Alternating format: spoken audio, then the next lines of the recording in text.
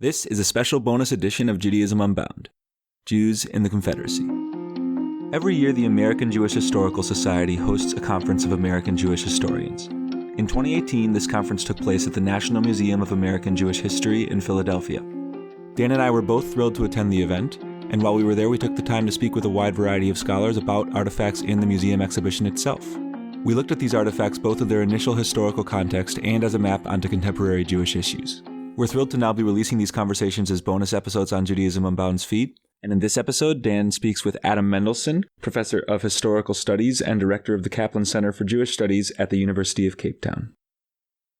And so what are we looking at here? Two documents jump out. One is a very large bond, both in terms of the numbers on it and in terms of its actual size, and with a very prominent picture at its center of Judah P. Benjamin, at the time the Confederate Secretary of State. And right next to it, a Confederate banknote, a $2 bill, which is, I believe, from a year earlier, from 1862, again with Judah P. Benjamin's face very prominently on the banknote. So can you tell us a little bit about the role of Jews in the Confederacy? I mean, were there a lot of Jews there? There is an older Jewish population, which is already in places like Charleston and Savannah, which traces its origins back earlier. It's a population already present in the 18th century, very much integrated into Southern society, becomes, in some cases, members of the elite. And there is also a tributary, a smaller number of German Jews and Jews from Alsace, for example, who land up in Louisiana. So that's in a way, the new frontier of Jewish settlement in the South. And they're moving there because that's the area of a cotton boom. They are involved in, again, subsidiary businesses around cotton. So it's really, some cases, buying and selling cotton, but more often in petty trading and things of this kind. There's opportunity there. About 25,000 Jews, we think, in the South at the time of the Civil War. And they are going to enlist in significant numbers in the Confederate Army, in some cases very willingly, particularly that earlier, older Jewish population, and perhaps more reluctantly amongst some of the more recent arrivals whose commitments are less clear, that why should they fight and die for the Confederacy and for slavery, when this is something which doesn't necessarily resonate with them. But rates of enlistment are higher in part as well because the Confederacy introduces a draft, and it becomes increasingly difficult for even those who are born elsewhere, who haven't naturalized in the United States to stay out of the Confederate Army. So people are pressured in a whole variety of ways to enlist. So rates of enlistment are much, much higher in the South than in the North. Then we also see a variety of Jews rising into officer rank in the Confederacy as well. Most of them of that earlier immigrant group. Most of these are Sephardi Jews, or at least come from Sephardi families, and are very integrated into sort of white elite society in places like Charleston and elsewhere. So we see them rising to prominence as well. But Judah P. Benjamin, in terms of his seniority, in terms of the role that he plays, is very unusual. And there's a very particular reason for that. He's very useful to Jefferson Davis in a variety of ways. So it's, and obviously they have a pre-war relationship, which makes this possible for him or makes him a logical candidate, an obvious candidate to fill a variety of roles within the Confederate cabinet. And what is that? Can you tell us about Judah Benjamin and his history? Sure. It's a fascinating history. It's been written about very well.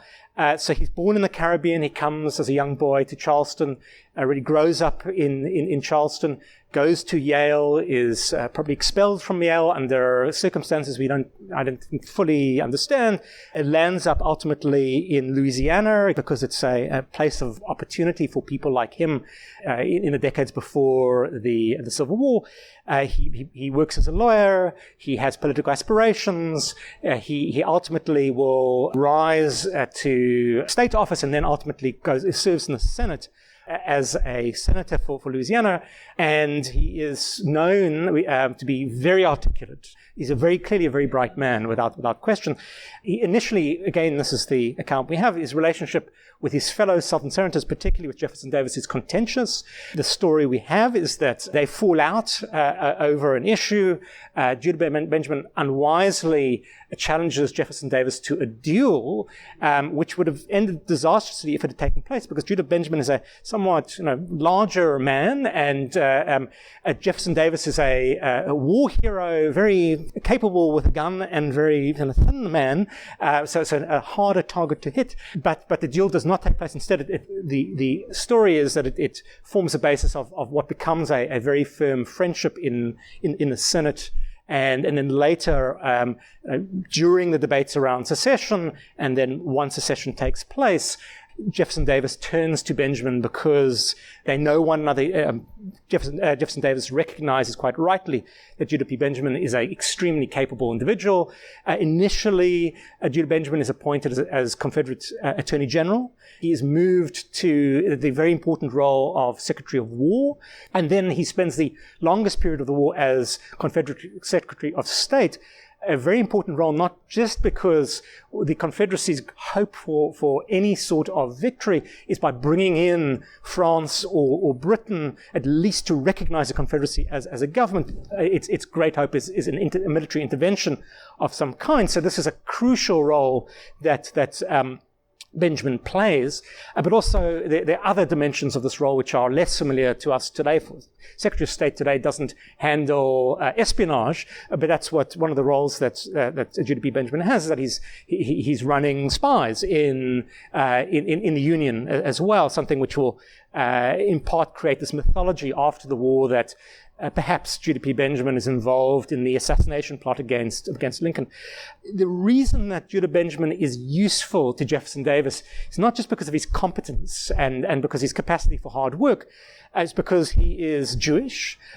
He cannot aspire, does not have aspirations to take Jefferson Davis's office, but to have a lightning rod, a particularly Jewish lightning rod within the cabinet is useful. That attention, negative attention, which otherwise would have focused on Jefferson Davis, instead is directed towards someone like Judah P. Benjamin. He's not the only figure of this kind who served this sort of role for Jefferson Davis, but it's clearly a close bond here. It's someone that Jefferson Davis can depend on. So, the Jewish story of the Exodus from Egypt is such a powerful part of the mythology of African Americans and how they sort of understood their story. And I know that a lot of people, when they think about this, they wonder, A, how did the Southern Jews get over the cognitive dissonance of their own story? And B, were there more Jews involved in abolition than in pro-Confederacy or not? Abolition is complicated. Remember that abolitionism is seen as a radical movement, particularly in the 1840s, even into the 1850s as well. They are a small minority within the Jewish community for an interesting reason, because in a way the earlier genesis of abolitionism, it comes out of, or at least the leading lights within abolitionism, come out of a particular Christian tradition, and that in itself is not so much off-putting as are the other interests and affiliations of those same leading lights within the abolitionist movement. A number of them are involved in efforts to missionize Jews, to try and convert Jews, something which is very troubling, disturbing to large numbers of Jews as well, particularly again in a world different from ours today, a world where missionizing is much more common, and where there are a number of missionary societies specifically targeting Jews, when there are many fewer Jews in America as well. So there's a sense of vulnerability on the part of the Jewish community. And a sense that these missionaries are people who are leading intellectual lights as well. So the fact that they are both abolitionists and they are proponents of missionizing, is disturbing for Jews. What's the real intention here? So it's a complicated story about abolitionism, and also I suppose the broader context is important here too. Something I've alluded to, which is that again, to our eyes, abolitionism is a natural. It's the obvious thing.